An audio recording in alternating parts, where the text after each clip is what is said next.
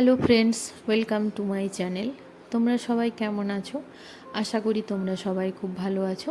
আমিও খুব ভালো আছি। আবারও চলে এসেছি আর একটি নতুন রেসিপির সাথে। আজকের রেসিপি আমদই। কয়েকদিন ধরে আমদই খেতে চাইছিল মনটা, তাই আজকে বাড়িতেই বানিয়ে ফেললাম। বাড়িতে যখন বানালাম তোমাদের সাথে ঝটপট একটু শেয়ার করা যাক। এরকমভাবে পারফেক্ট আমদই বানানোর জন্য আমি যে টিপসগুলো বলবো সেগুলো অবশ্যই ফলো করো আর ভিডিওটা শেষ পর্যন্ত অবশ্যই দেখো। তো চলো দেখে নেওয়া যাক বাড়িতে কিভাবে আমদই বানাচ্ছি, আর এরকম পারফেক্টভাবে টিপসগুলো ফলো করলে তোমরাও বানাতে পারবে। আমদই বানানোর জন্য যে উপকরণগুলি লাগছে: 500 গ্রাম দুধ নিয়েছি, 100 গ্রাম টক দই নিয়েছি, আমের পিউরি নিয়েছি 1 বাটি বা 2টো মিডিয়াম সাইজের আমের পিউরি আমি নিয়েছি চিনিটা অবশ্যই স্বাদ মতো। চলে যাব নেক্সট স্টেপে। দুধটাকে আমি 3 চামচ চিনি দিয়ে জাল করে নিয়েছি, অর্থাৎ ফুটিয়ে নিয়েছি। দুধটা 500 গ্রাম ছিল, সেটাকে আমি 250 গ্রাম করেছি। অবশ্যই দুধটাকে হাফ করবে, নাহলে দুধটা জলজলে থাকলে দইটা একদমই বসবে না। তাই সবসময় খেয়াল রাখবে দুধটা যাতে হাফ হয়ে যায়। আরেকটা কথা এখানে বলি, দুধটা অবশ্যই কুসুম গরম বা উষ্ণ গরম নেবে, যাতে আঙুল ডিপ করা যায় এরকম গরম। খুব বেশি গরম নিলে কিন্তু ছানা কেটে যাবে, আর খুব বেশি ঠান্ডা নিলে কিন্তু দইটা জমাট বাঁধবে না। তো টেম্পারেচারটা খুবই ইম্পর্ট্যান্ট। তোমরা আঙুল ডিপ করতে পারো এরকম একটু গরম নেবে। নিয়েছি আমটা নিয়েছি এখানে 1 বাটি মতো। পরিমাপটা আমি বলে দিই, 500 গ্রামের জন্য 1 কাপ পিউরি। 2টো আমের পিউরি হয়েছে 1 বাটি, কিন্তু আমের পিউরিটা নেবে 1 কাপ মতো। খুব বেশি হয়ে গেলে কিন্তু দইটা কোনোভাবেই জমাট বাঁধবে না, দইটা ঠেলঠেলে থেকে যাবে। তো আমটা মিষ্টি দেখেই নিয়েছিলাম, তাই 3 চামচ চিনি লেগেছিল।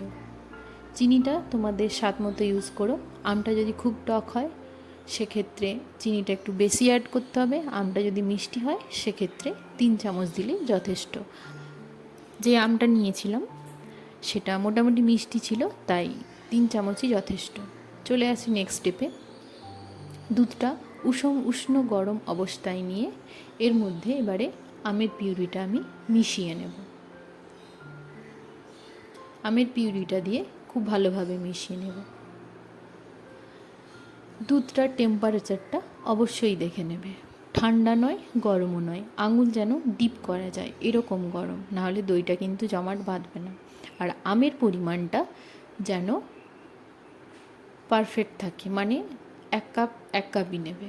খুব বেশি দিলে কিন্তু জমাট বাঁধবে না, কম দিলে কোনো অসুবিধা হবে না, বেশি হয়ে গেলে কিন্তু জমাট বাঁধবে না। এইটা একটু ফলো করো। খুব ভালোভাবে মিশিয়ে নেব। তারপরে চলে যাব নেক্সট স্টেপে। এখানে আমি দই নিয়েছিলাম 100 গ্রাম। 100 গ্রাম দইটাকে আমি ফাটিয়ে নিয়েছিলাম। খুব ভালোভাবে ফেটিয়ে নেওয়ার পরে মিক্স করলাম। ফাটিয়ে নেওয়ার কারণ, নাহলে দইটা দুধে দেওয়ার পরে দলা দলা ভাব থাকবে, সেটা যাতে না থাকে সেই জন্য দইটাকে একটু ফাটিয়ে তারপরে অ্যাড করেছিলাম। এখানে একটা জিনিস আমি স্কিপ করেছি, সেটা হলো আমটা অবশ্যই কিন্তু ছেঁকে নেবে।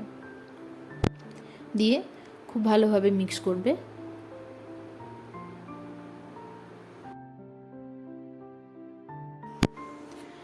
দেখতেই পাচ্ছ খুব ভালোভাবে মেশানো হয়ে গেছে। এরপরে এটাকে রেস্টের জন্য রেখে দেব 8 থেকে 10 ঘন্টা। এমন একটা জায়গায় রাখবো যাতে কোনোভাবে বাটিটা নড়াচড়া না হয়, কোনোভাবে আঘাত পেয়েও যেন না নড়ে যায়, এরকম একটা জায়গায় রেখে দেব ঢাকা দিয়ে 8 থেকে 9 ঘন্টার জন্য।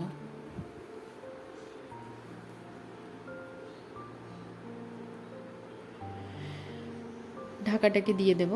ঢাকাটাকে দিয়ে অবশ্যই এর উপরে পারলে একটা কিছু ঢাকা দিয়ে দেবে, তোয়ালে বা কিছু, যাতে গরমটা থাকে। চলে এলাম 8 থেকে 9 ঘন্টা পরে। দেখতে পাচ্ছ দইটা একদম পারফেক্টভাবে বসে গেছে। এরপরে এটাকে আমি আরও ভালোভাবে বসার জন্য ফ্রিজের মধ্যে দিয়ে দেবো, যা ফ্রিজে দিলে দইটা একদম সেট হয়ে যায়, দইয়ের মধ্যে যে ট্যালট্যালে জল ভাবটা থাকে সেটা থাকবে না। এরপরে এটাকে আমি ফ্রিজে বেশ কিছুক্ষণের জন্য রেখে দেব।